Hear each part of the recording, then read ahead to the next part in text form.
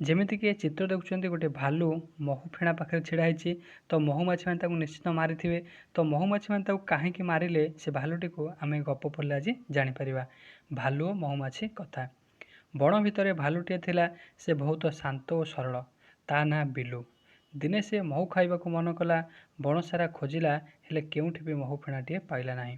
ଏତିକି ବେଳେ ତାକୁ ଗୋଟିଏ ସ୍ୱର ଶୁଣାଗଲା, ମୋତେ ବଞ୍ଚାଅ। ବିଲୁ ଚାରିଆଡ଼େ ଚାହିଁଲା।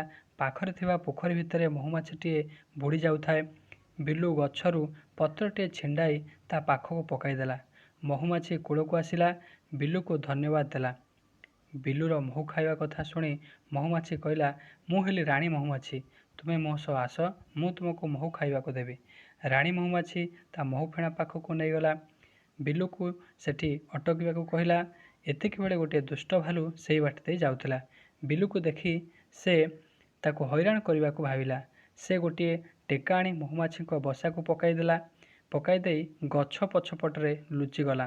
ଦୁଷ୍ଟ ଭାଲୁ ଭାବିଥିଲା ମହୁମାଛିମାନେ ବିଲୁକୁ ବିନ୍ଧି ପକାଇବେ। ମାତ୍ର ମହୁମାଛିମାନେ ବାହାରକୁ ଆସି ବିଲୁକୁ ନ ବିନ୍ଧି ଓଲଟି ମହୁ ଆଣି ଖାଇବାକୁ ଦେଲେ। ଦୁଷ୍ଟ ଭାଲୁ ekଥା ଦେଖିଲା, ଗଛ ପଛପଟୁ ବାହାରକୁ ଆସିଲା। ସେ ଭାବିଲା ଟେକା ପଡ଼ିବାରୁ ମହୁମାଛିମାନେ ବୋଧହୁଏ ଡରି ଯାଇଛନ୍ତି। ସେମାନେ ସେଥିପାଇଁ ବିଲୁକୁ ମହୁ ଦେଉଛନ୍ତି।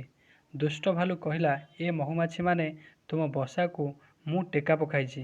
ଦୁଷ୍ଟ ଭାଲୁ କ'ଣ କହିଲା, ଏ ମହୁମାଛିମାନେ ମୁଁ ତୁମ ବସାକୁ ଟେକା ପକାଇଛି। ମୋତେ ଡର, ମୋତେ ମହୁ ଖାଇବାକୁ ଦିଅ। ମହୁମାଛିମାନେ ଦୁଷ୍ଟ ଭାଲୁର ଦୁଷ୍ଟାମି କଥା ଜାଣିପାରିଲେ। ଶହ ଶହ ସଂଖ୍ୟାରେ ମହୁମାଛି ମାନେ ବାହାରି ଦୁଷ୍ଟ ଭାଲୁକୁ ବିନ୍ଧି ପକାଇଲେ। ସେ ଛାଟିପିଟି ହୋଇ ସେଠାରୁ ପଳାଇଗଲା। ବିଲୁ ମହୁ ପିଇ ମନ ଖୁସିରେ ଘରକୁ ଗଲା। ତ ପିଲାମାନେ ବୁଝିପାରିଲେ ନା ବୁଝିପାରିଲନି? ତ ମହୁମାଛିମାନେ ଦୁଷ୍ଟ ଭାଲୁକୁ କାହିଁକି ବିନ୍ଧିଲେ, ମାନେ କାମୁଡ଼ିଲେ? କାହିଁକି ନା ସିଏ ଅନ୍ୟର ଅମଙ୍ଗଳକୁ ଚାହୁଁଥିଲା। ତେଣୁକରି ମହୁମାଛିମାନେ ଯାହାକୁ ସାହାଯ୍ୟ କରିଥିଲା, ଯେଉଁ ଭାଲୁଟା ମହୁମାଛିମାନଙ୍କୁ ସାହାଯ୍ୟ କରିଥିଲା, ତାକୁ ମହୁ ଦେଲେ ଖାଇବା ପାଇଁ, ଆକୁ ଓଲଟା ଗୋଡ଼େଇକିରି କ'ଣ କଲେ ନା କାମୁଡ଼ିଲେ। ବୁଝିପାରିଲେ ନାହିଁ? ତ କେବେ ହେଲେ ବି କାହାର ଅନିଷ୍ଟ ଚିନ୍ତା କରିବ ନାହିଁ। ବୁଝିପାରିଲା ନାହିଁ? ସବୁବେଳେ ପାଇଁ ସମସ୍ତଙ୍କର ମଙ୍ଗଳ ଚେଷ୍ଟା କରିବ ଏବଂ ସମସ୍ତଙ୍କର ମଙ୍ଗଳ କାମନା କରିବ। ବୁଝିପାରିଲ ନା ବୁଝିପାରିଲନି?